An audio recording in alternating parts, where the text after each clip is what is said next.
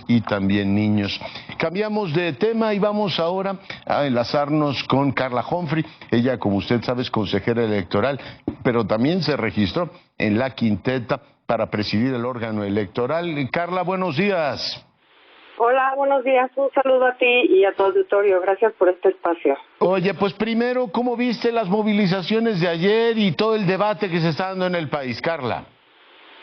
Bueno, la verdad es que, como lo comentas, creo que, esto es muy importante para la ciudadanía, el participar y el defender, pues algo que es muy natural, un INE que es de todas y de todos los mexicanos, un INE que pues ya lleva un buen rato pues de diciembre y pues estas marchas primero comenzaron en noviembre, comenzaremos de cara a lo que era la eventual aprobación de un plan, el que fuera el constitucional, la reforma constitucional o el plan B, y ahora pues ya publicado, ya aprobado, todavía no publicado hasta ahora, pero ya pues claramente el camino será ante la Corte, que pues ya empezó a analizar los temas de la reforma. Si lo analizamos como en dos etapas, la primera, la publicación de las dos leyes de comunicación social y de responsabilidades administrativas, que como vimos, pues ya se concedió la suspensión y que no se aplicara esta reforma, particularmente en las elecciones que ahora están en marcha, que son las de Coahuila y el Estado de México. Y el segundo paquete, estas 4 leyes que estábamos esperando, que digamos inminente su aprobación, que solamente se tenía que discutir un solo punto en el Senado de la República, esta cláusula que permitía la transferencia de votos, o cláusula de la vida eterna, como se había llamado, y que la semana pasada vimos su aprobación. Estamos esperando la publicación, porque creo que tenemos que dar las actuaciones que siguen a partir de la publicación. Como sabes, desde finales del mes de enero, todas y todos los consejeros solicitamos al presidente que mandatara o instruyera al secretario ejecutivo a presentar las controversias constitucionales cuando estuviera publicada, y por tanto pues ya tenemos un camino andado en qué es lo que creemos que tenemos que llevar a la Corte para resolver cuál es el marco jurídico que tendremos que aplicar para el proceso electoral 2023-2024. La paradoja es que una de las consecuencias del plan B es que el secretario ejecutivo podría cesar en sus funciones, pero veremos esa ruta. Muy comentado tu texto de la semana pasada a propósito de un informe de IDEA, Carla, de que finalmente la democracia en muchas partes del mundo está viviendo un retroceso. Sí, es un índice, un análisis que presentó IDEA Internacional con base en datos relacionados con distintos países y pues finalmente las conclusiones fueron que hay más países que van hacia el autoritarismo que hacia la democracia, y que México ya empieza también a tener algunos síntomas de que puede estarse dañando también la democracia en nuestro país. Si bien todavía no los pone en estos países en los que claramente hay un deterioro importante, como Myanmar o como pues incluso señala la India, Nicaragua, ¿no? Estados Unidos, claro. Pues sí nota algunos síntomas en cuestión con los ataques a periodistas, a algunas instituciones públicas, concretamente las electorales. Claro. Y creo que esto es un tema que debe llevarnos la atención, y creo que las marchas justamente se ven en este esquema, ¿no? En un esquema de preocupación ciudadana por un tema de desgaste, por daño a las instituciones, particularmente a la electoral, que preocupa a la ciudadanía. Y no tiene que ver con el tema partidista en sí, sino con poder tener elecciones como se han desarrollado en los últimos 30 años, es decir, con procedimientos claros, con normas claras, con conteos que legitiman el resultado de las urnas y obviamente, y muy importante, sin derramamientos de sangre. Claro. Carla, tú eres consejera y te has inscrito ahora en la posibilidad de ser consejera presidenta del Instituto Nacional Electoral.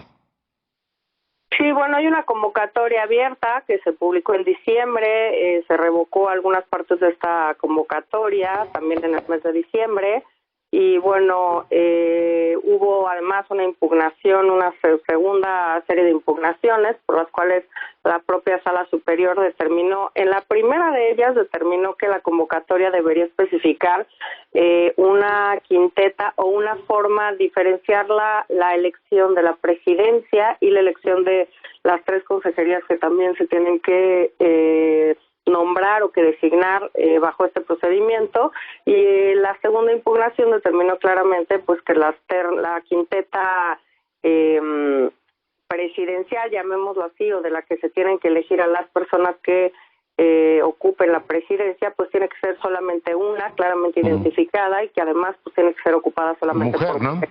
Eso lo determinó la Corte, a los legisladores se les había ido, digamos, esa posibilidad. En tu caso, ¿qué ocurriría? Es decir, si fueses electa presidenta, ¿empieza a correr un nuevo periodo o corre con el primero con el que fuiste electa como en este caso consejera? Sí, lo decidió la Suprema Corte de Justicia el Tribunal Electoral del Poder Judicial de la Federación, y la verdad es que yo creo que ahí hay una cuestión a interpretar. Esta es la primera ocasión en la que se cambia con estas reglas, con este procedimiento que se incorporó en la Constitución en 2014, que se cambia la presidencia de este instituto, también con base en la interpretación que se ha hecho de que la presidencia tiene atribuciones distintas y que la propia ley, a pesar de que los 11 consejeras y consejeros somos pares, lo cierto es que la presidencia forma parte de un órgano del que yo no formo parte. Hay 2 órganos, la presidencia y el Consejo General, que tiene atribuciones distintas al resto de las consejerías electorales, y que en tal virtud la propia sala determinó que tenía que haber una quinteta que correspondiera solamente a la presidencia, porque ellos consideraban que hacía funciones distintas y que tenía que tener habilidades distintas la persona que se estuviera postulando para ser presidenta, ahora ya que lo determinó la sala, del Instituto Nacional Electoral. Me parece uno muy importante, sin duda, que sea una mujer. El órgano encargado de garantizar paridad no ha tenido nunca una presidenta formalmente designada por la Cámara de Diputados y Diputadas.